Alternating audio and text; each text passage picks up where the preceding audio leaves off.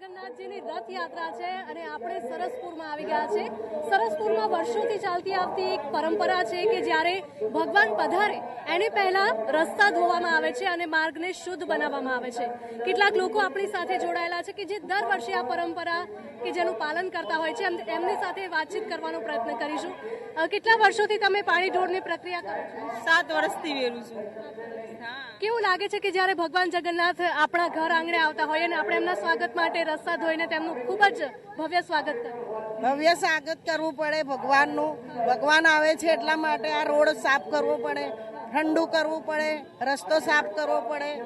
રસ્તા પર પાણી રેડીએ એટલે રસ્તો ઠંડો થાય, ભગવાન આપણાને સારો 12 મહિના સારા કાઢે। એટલે આખું વર્ષ જાય તેને લઈને સરસ પ્રાર્થના કરવામાં આવી રહી છે।